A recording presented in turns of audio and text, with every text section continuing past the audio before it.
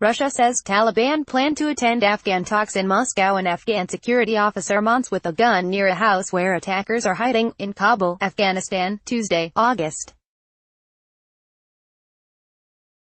21, 2018. Afghan police say the Taliban fired rockets toward the presidential palace in Kabul as President Ashraf Ghani was giving his holiday message for the Muslim celebrations of Eid al-Adha.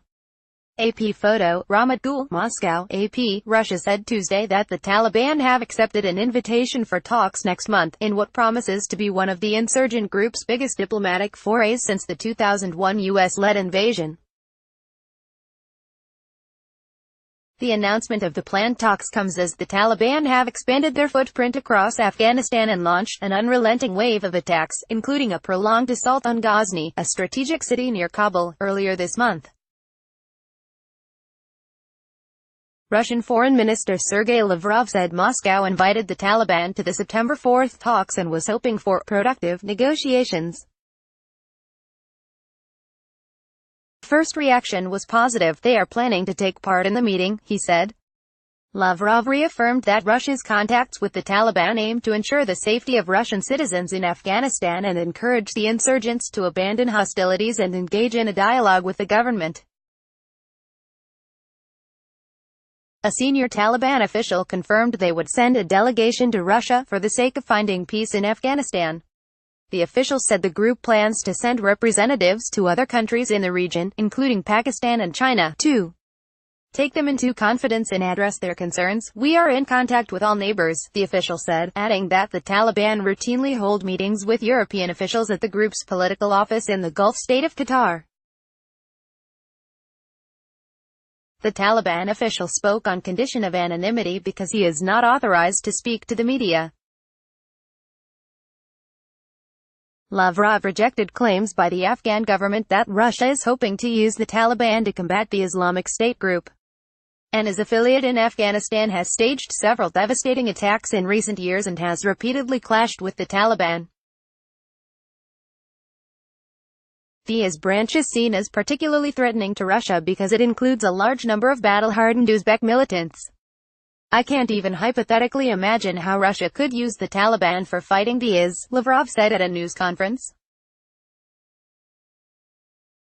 We fight the IS with all means available, we support Syria in that struggle, we help equip the Iraqi army for the same goal, and we naturally would like to see the people of Afghanistan getting rid of the IS.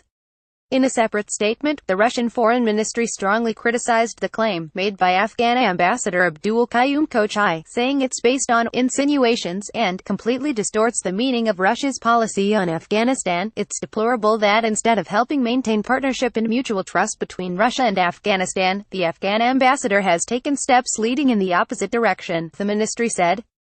It hailed the Afghan government's offer of a holiday ceasefire, adding that the Taliban's apparent rejection of it is regrettable.